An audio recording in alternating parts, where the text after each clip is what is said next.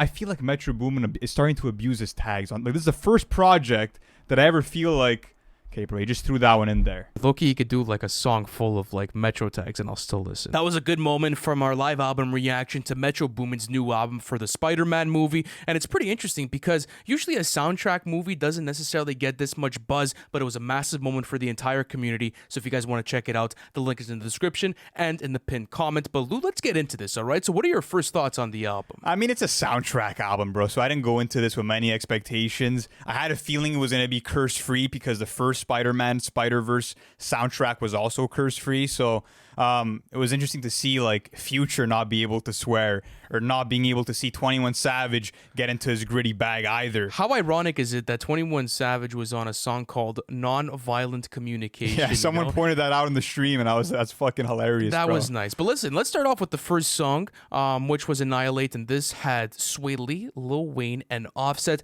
I found this song interesting. I thought the album actually started off on a positive note. You're getting this really nice Swae Lee hook, and Lil Wayne shows up for a good verse, and then after that, even Offset caught a couple of pockets on the last verse too. So I said it was a W in my books. It's an absolute standout, bro. I love the 80s synths, from Metro Boomin. He really carried it production-wise. Swae Lee's hook was amazing, better than anything I heard off of his latest Shrem Life album. So that was refreshing to hear. Offset fucking was flowing his ass off. Lil Wayne had a good verse. So this is one of those rare moments where you had everybody perform. And I feel like that's sort of the detriment to the soundtrack, is that you'll get tracks on here, like, for example, something like Nonviolent Communication that we just spoke about, where you have some nice James Blake vocals, but then A$AP Rocky sort of phones in his verse. Or something similar, for example, on, I would say, Link Up, where Don Toliver sounds out of place on this more dancehall track.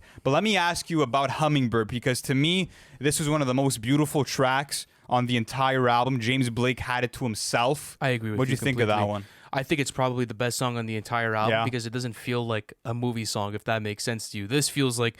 Was it actually produced by Metro? Let me just see. It was, yeah. This was one of the... this was produced by Metro. And it was so dreamy and ethereal, bro. And Don Maker. Yeah, it was incredible. And like you were saying in the live album reaction, it was a very warm production. It felt like, like you were just kind of in this euphoric state, with James Blake's vocals. I like the panning on his vocals as well. I find like it had like a sort of a dynamic factor to the way that it was connecting with you. It was like experimental in the sense that like throughout most of his performance, he was going from like this mezzo middle register to like the high pitch and like quick transitions in between both. And you could see how like Metro Boomin was also timing his drums based on like what type of performance James Blake was giving. So example, like you were saying, either if it was more high pitched or let's say if it was more slowed down.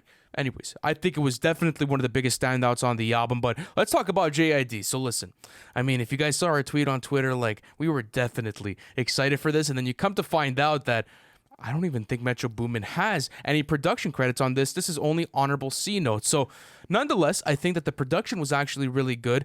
The problem is not the production or JID. The problem is Offset and the whole like spider.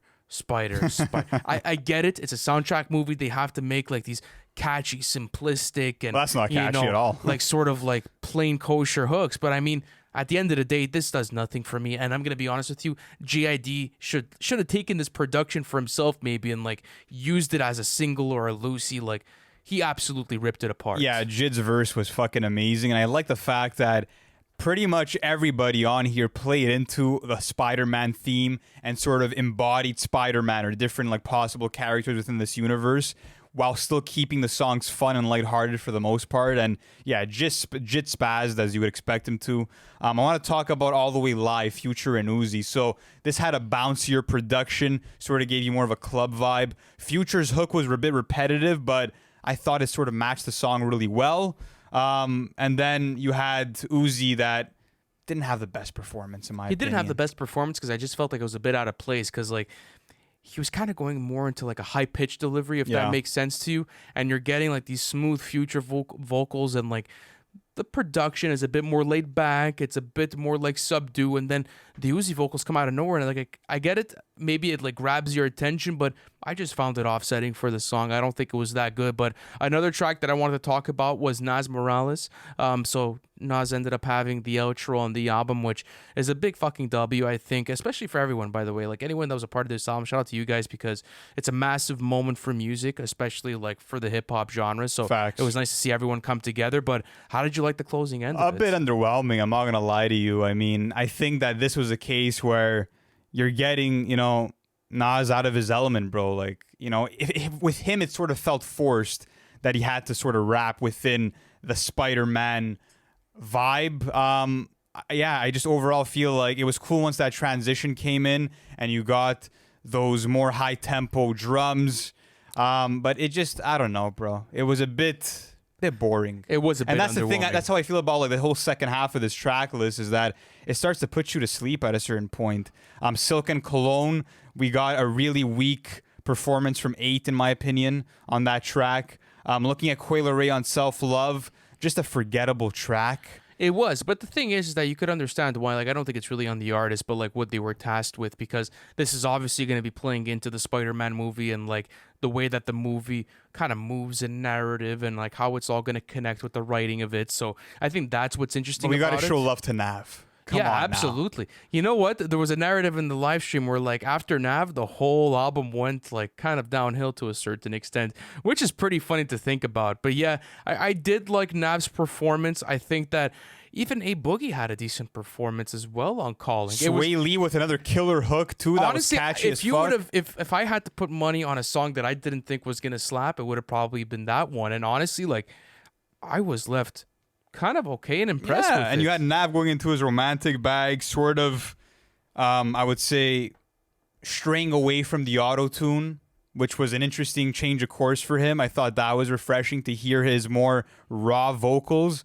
So that was a fucking highlight for me. Apart from that, Metro Boomin's production on this thing, it was cool. I mean, I didn't think that the dancehall beats were the best or the most exciting, but you had some nice punch to the trappier beats and to the more synth-focused production.